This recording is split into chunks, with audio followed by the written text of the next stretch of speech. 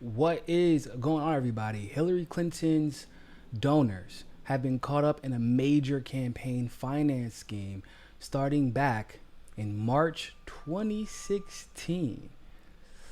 Yeah, things just keep getting worse for Hillary Clinton. I think she might want to sit out this election. Let's talk about it.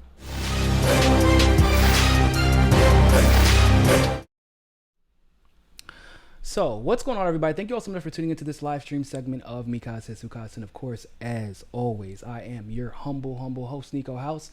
For those of you who do not know, the the way I got started in journalism and in investigative journalism specifically was by investigating the Hillary Clinton campaign thoroughly.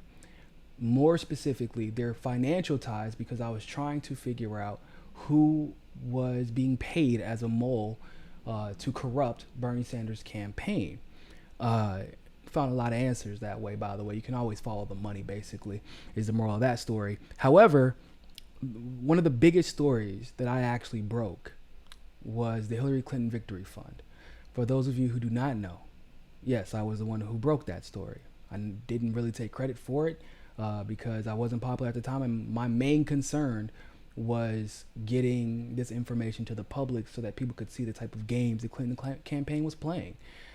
When the reason I learned this information about the Hillary Clinton Victory Fund, which was a money laundering scheme that Donna Brazile eventually confirmed to be 100% true, by the way, in case you're curious.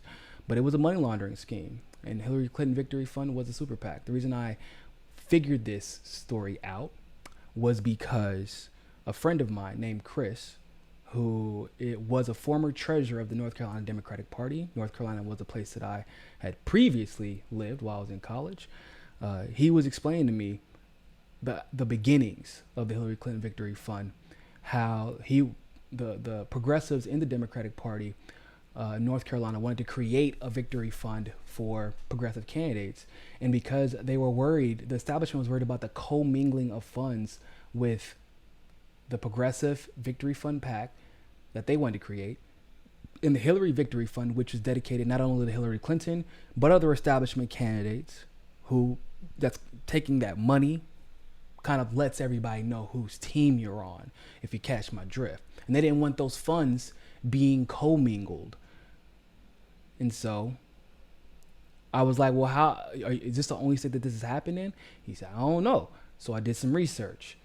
And I found out that this is happening in, I believe, it's between 32 and 36 other states. And that's how I came to break the story about the Hillary Clinton Victory Fund. It's a little fun fact for you. Now, it was a massive money laundering scheme within the Democratic Party through different donors, and more specifically different super PACs, to ultimately benefit Hillary Clinton's campaign. Money laundering was a consistent theme for Hillary Clinton in 2016. March is actually when I broke the information about the Hillary Clinton Victory Fund to make it even more interesting. And this indictment is citing information that was and apparently the information that they're using to charge these donors started in March of 2016. So this is a pretty big this is a big deal for me personally. Because, and for those who are early viewers of the channel, because this is something that we have been harping on and dedicated to exposing for years, and I'm glad to see it's finally being done. So the title of this article, and this is by the National Review, is called Clinton Donors Charge in a Massive Campaign Finance Scheme. Oh my God, can you believe that Hillary Clinton was laundering money? Oh God. 8 people, including major Hillary Clinton donors and a witness in the Mueller investigation, have been charged in a massive campaign financing scheme, the Justice Department announced on Tuesday. The individuals conspired to make and conceal conduit and excessive campaign contributions valued around $3.5 million in the 2016 campaign and beyond, according to the indictment. Although the indictment does not specifically name the recipient of the donations, it is clear that the contributions went to groups allied with Clinton's presidential campaign. To put those donations in perspective, They said that a couple of people donated unlawfully 3.5 million to various PACs dedicated to Hillary Clinton's campaign.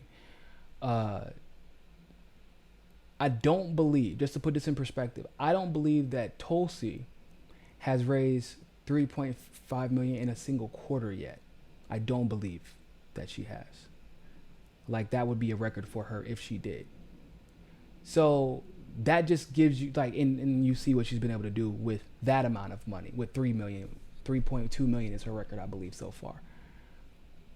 And with that amount of money, she's been able to run a down ticket presidential campaign very effectively. So imagine just once again what 3.5 million could do and who that money was used to pay, which is probably the bigger question. Now, the article does go on to say that one of those charged is George Nader, and he is a Lebanese American businessman who was a witness in the Mueller report.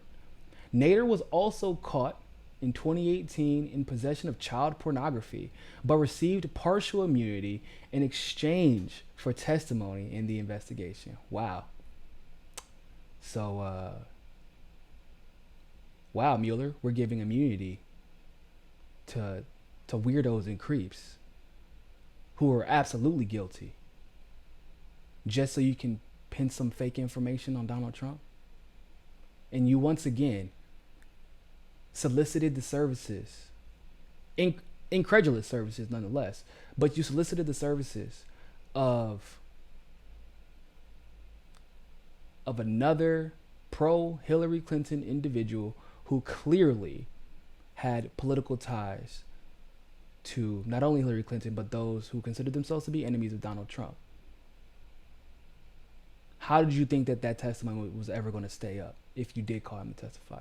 Now, he was offered partial immunity, but I don't know if that immunity still stands because nothing came out of the investigation. But the article does say that George Nader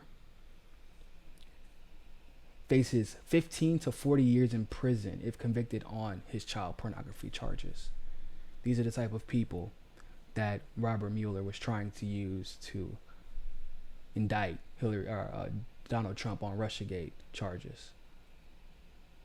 Interesting. The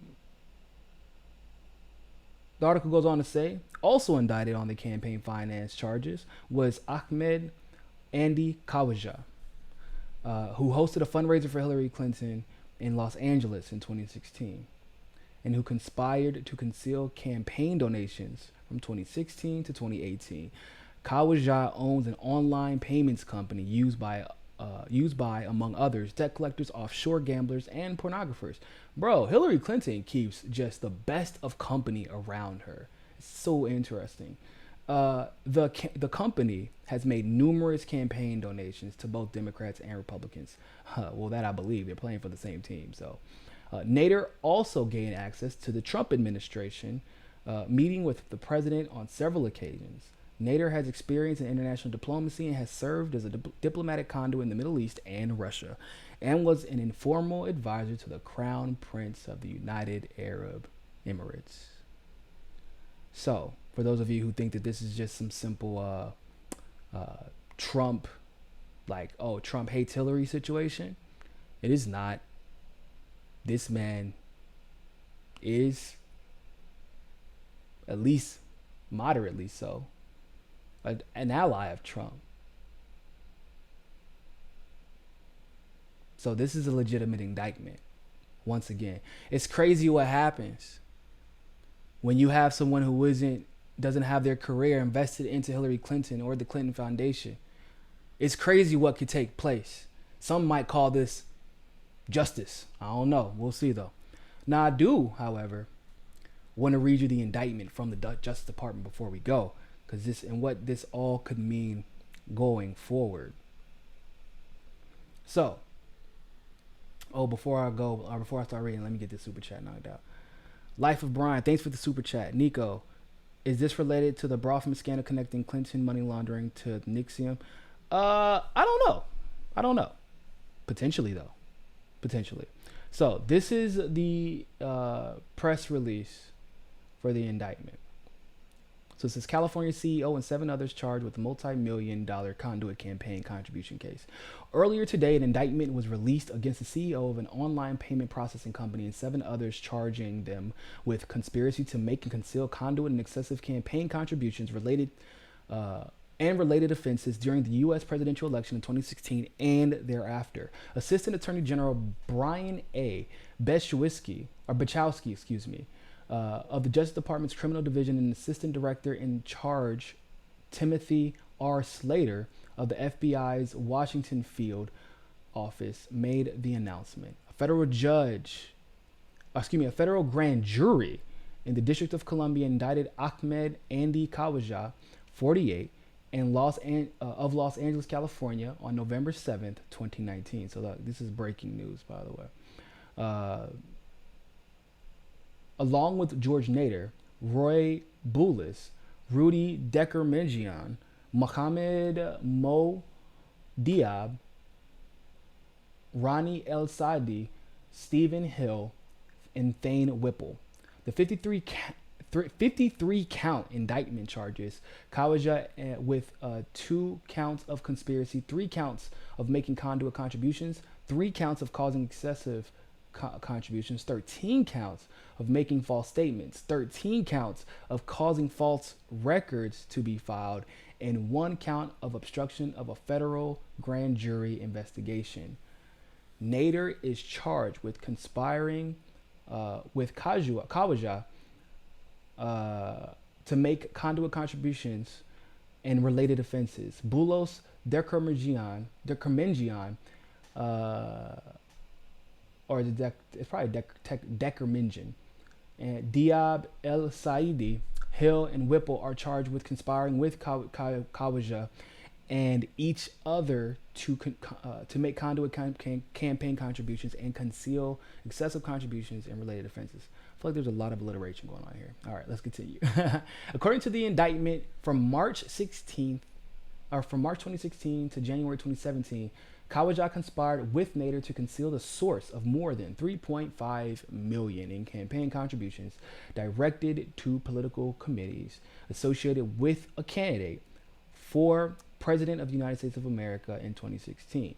By design, these contributions appeared to be the names of Khawaja, his wife, and his company. In reality, they allegedly were funded by Nader, the pornography guy, the child pornography guy.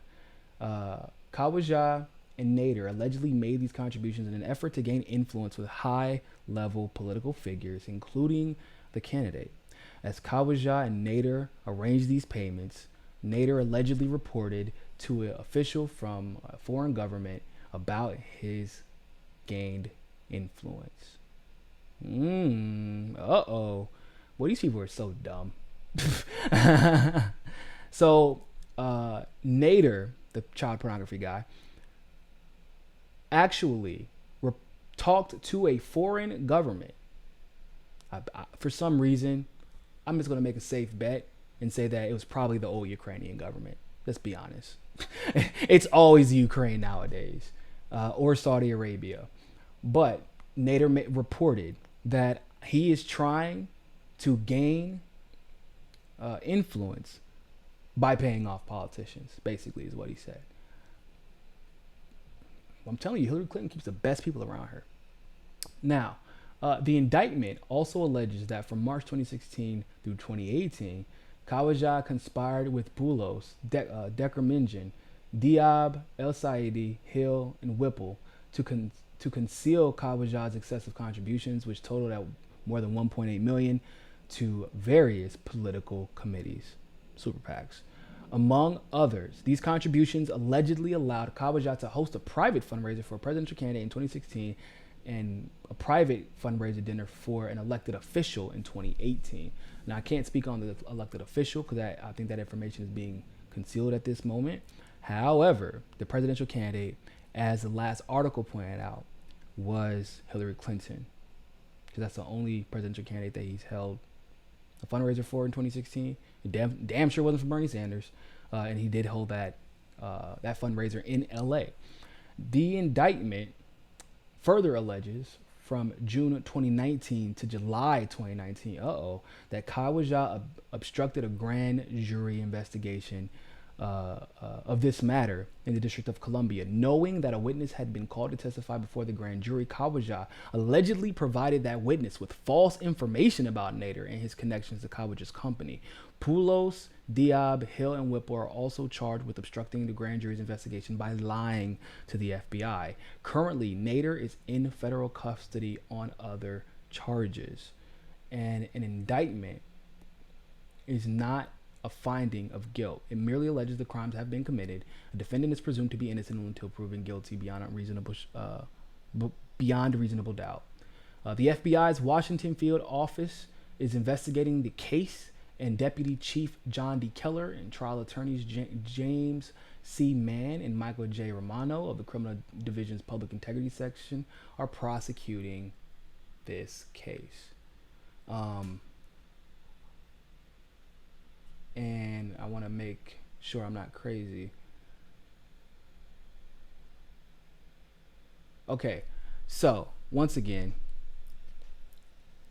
this is simply emblematic of what everybody had been suggesting since 2016.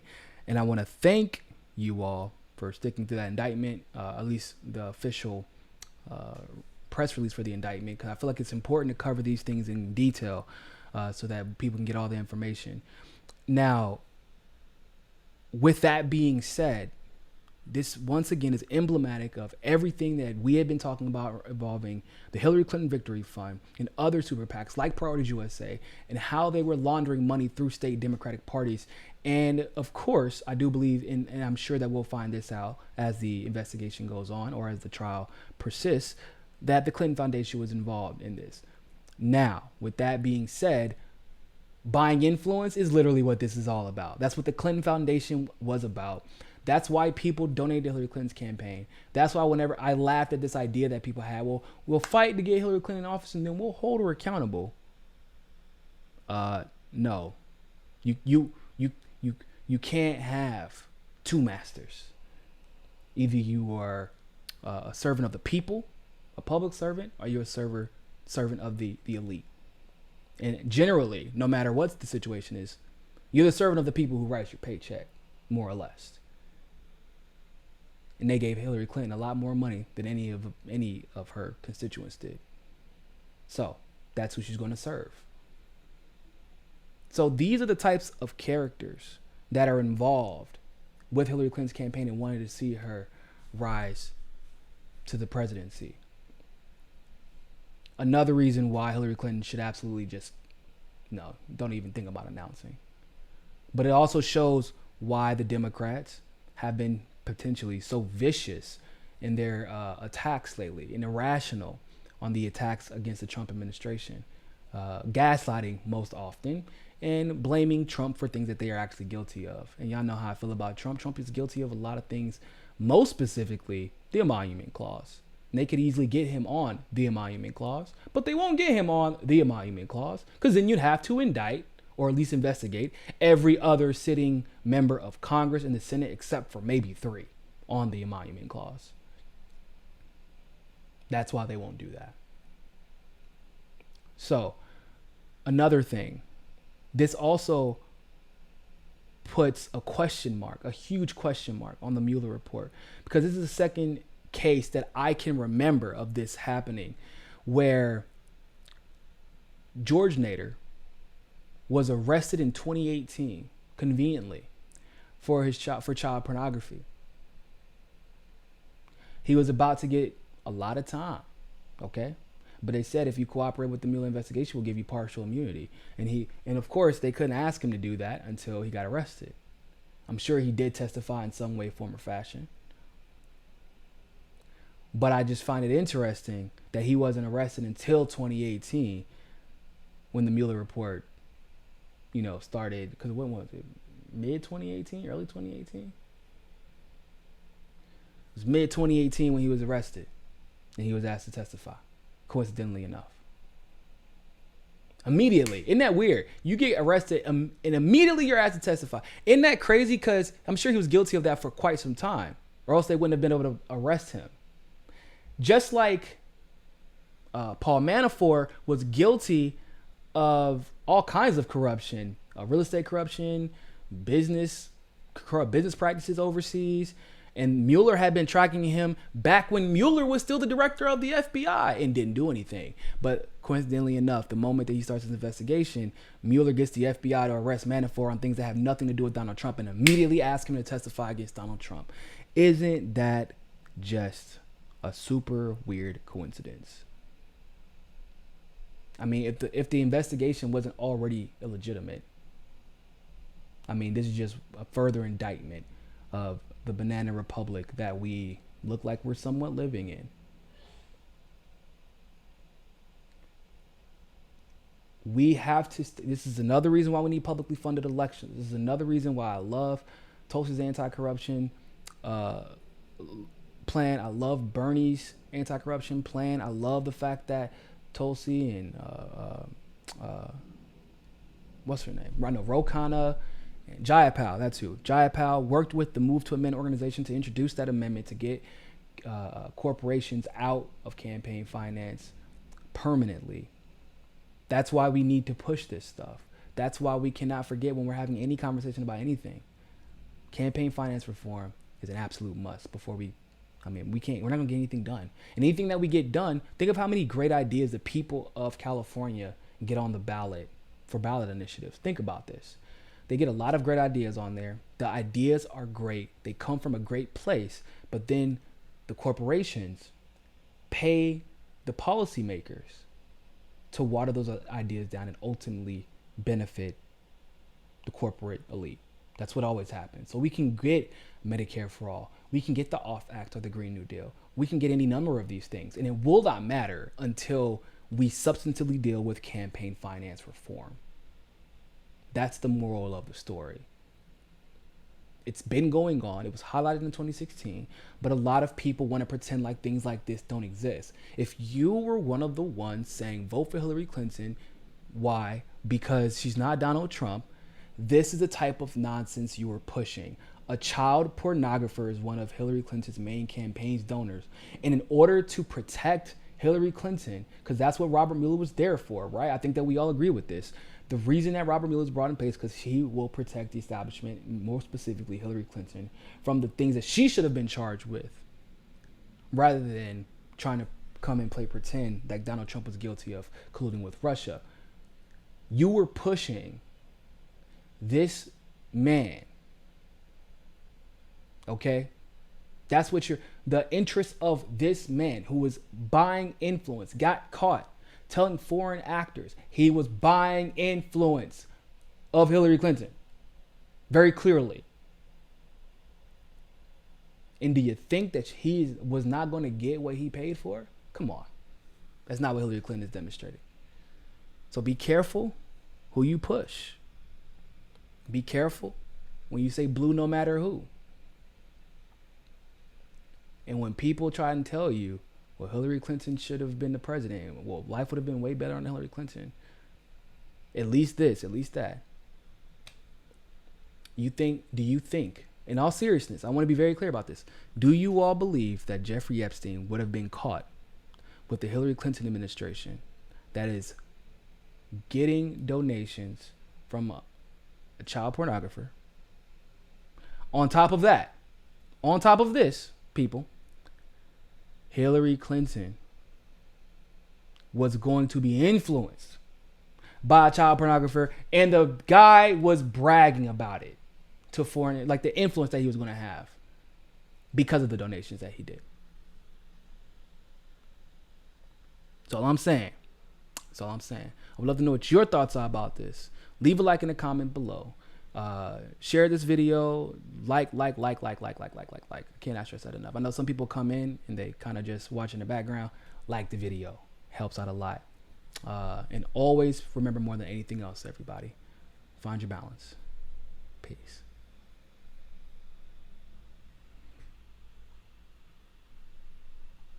Don't forget to hit that subscribe button and hit that notification bell if you like that segment of Mikasa Sukasa. Of course, if YouTube is giving you trouble, as it always does, you can download the Rockfin app and follow us there.